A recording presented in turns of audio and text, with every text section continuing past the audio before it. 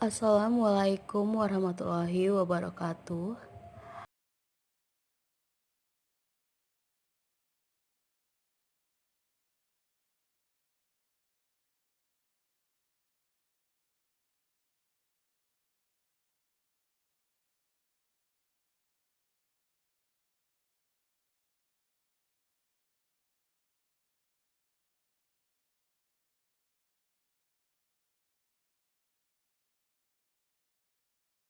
Saya akan menjelaskan sedikit tentang interaksi obat dan makanan. Interaksi antar makanan, nutrisi yang dikandungnya, dan obat-obatan mendapat pengakuan di bidang perawatan kesehatan dan medis. Makanan tertentu dan nutrisi tertentu dalam makanan, jika dicerna bersama dengan beberapa obat, dapat mempengaruhi ketersediaan hayati secara keseluruhan. Farmakokinetik, farmakodinamik, dan kemanjuran terapi obat. Selain itu, kemanjuran terapi banyak obat tergantung pada status gizi individu. Ada juga interaksi obat nutrisi yang berarti bahwa kehadiran beberapa obat dapat secara signifikan mempengaruhi metabolisme makanan dan nutrisi serta ketersediaan hayati pada manusia. Obat-obatan dapat mengubah nafsu makan dan rasa dan juga mengubah penyerapan dan metabolisme nutrisi. Yang berikut aspek farmakologi dan gizi. Obat merujuk pada formulasi kimia yang digunakan untuk mencegah dan mengobati kondisi penyakit, yaitu yang diresepkan atau merupakan obat yang dijual bebas. Wunderlich nutrisi dianggap sebagai bahan kimia yang ditemukan dalam makanan yang penting untuk fungsi fisiologis normal tubuh manusia dan kesehatan optimal. Oleh karena itu, kedua kelompok bahan kimia ini dapat berinteraksi satu sama lain ketika mereka hadir pada waktu yang sama di dalam tubuh manusia.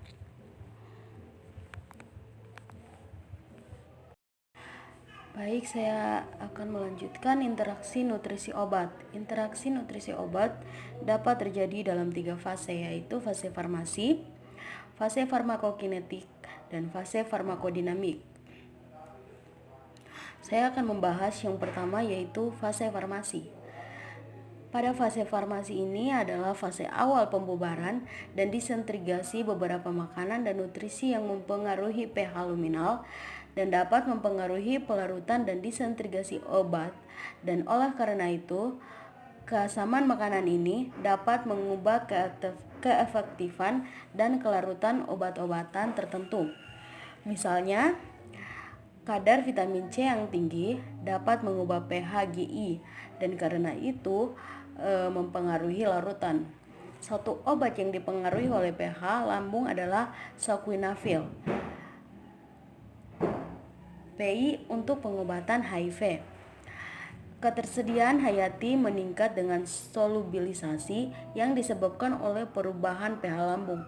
Makanan yang meningkatkan pH lambung di sisi lain juga dapat mencegah pembubaran beberapa obat seperti isoniazid.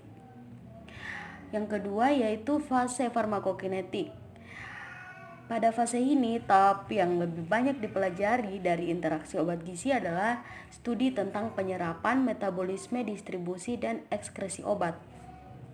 Interaksi nutrisi obat yang paling signifikan melibatkan proses penyerapan. Usus, organ saraf primer, memainkan peran penting dalam penyerapan obat di berbagai tingkatan.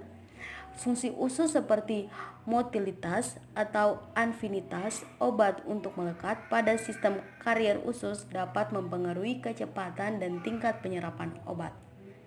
Kemudian yang ketiga yaitu fase farmakodinamik.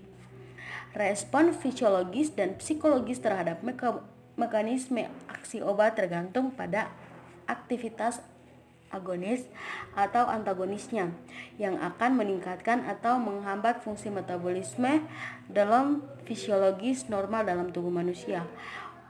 Oleh karena itu, dapat menghasilkan efek yang diinginkan atau tidak diinginkan. Besarnya efek ini dipengaruhi oleh penyerapan distribusi, biotransformasi, dan ekskresi obat dan beberapa nutrisi yang dapat mengubah semua tahapan ini. Misalnya, warfarin, obat anti pemblokiran darah, atau coumadin yang secara struktural mirip dengan vitamin K, menentang pembekuan mengganggu aksi vitamin K. Interaksi nutrisi obat. Obat-obatan dapat mengganggu pemanfaatan nutrisi di beberapa lokasi, mulai dari konsumsi makanan hingga tahap akhir ekskresi. Beberapa nutrisi yang dapat dipengaruhi oleh obat-obatan umum adalah vitamin B, folasin, pyridoxine, vitamin C, vitamin A, dan beberapa obat dilaporkan mempengaruhi metabolisme vitamin B. Interaksi nutrisi obat ini juga membahas tentang asupan makanan, penambahan berat badan, penyerapan nutrisi, metabolisme nutrisi, ekskresi nutrisi. Saya akan membahas asupan makanan terlebih dahulu. Nah, pada asupan makanan ini, banyak obat dapat menyebabkan anoreksia, mengubah rasa dan bau, menyebabkan mual dan muntah, dan pada akhirnya mempengaruhi asupan makanan secara keseluruhan. Kemudian yang kedua, penambahan berat badan. Beberapa kelompok obat seperti antikonvulsan dan beberapa obat lainnya dapat meningkatkan nafsu makan dan akibatnya menyebabkan kenaikan berat badan.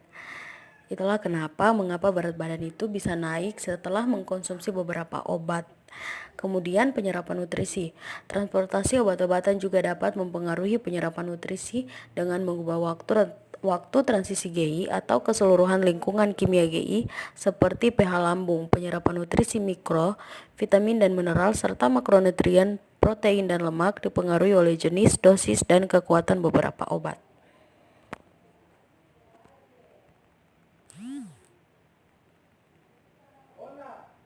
Yang berikut yaitu metabolisme nutrisi. Beberapa fungsi penting vitamin dan beberapa mineral adalah penyerapan sebagai koenzim atau kofaktor dalam proses metabolisme dalam tubuh manusia. Oleh karena itu, obat-obatan tertentu ditargetkan untuk koenzim ini untuk mengurangi aktivitas beberapa enzim dalam reaksi metabolisme terkait. Kemudian yang terakhir yaitu ekskresi nutrisi.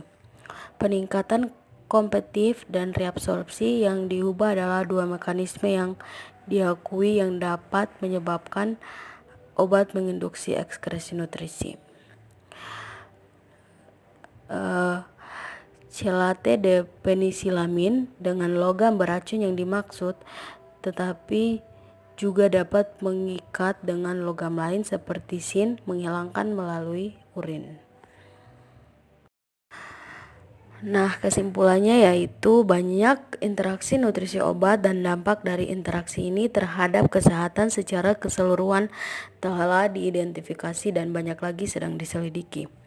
Obat-obatan yang dijual bebas karena ketersediaannya yang meningkat digunakan oleh banyak orang dewasa yang lebih tua dan dapat merusak status gizi dengan mengganggu ketersediaan hayati dari banyak nutrisi penting. Kemudian makanan yang sangat penting untuk kesehatan yang baik seperti obat-obatan yang memungkinkan orang menikmati kesehatan yang lebih baik, tetapi mereka juga membawa efek samping dan risiko yang perlu ditangani. Baik, demikian hasil diskusi dari kelompok kami, kelompok 3 tentang interaksi obat dan makanan. Kami tutup. Assalamualaikum warahmatullahi wabarakatuh.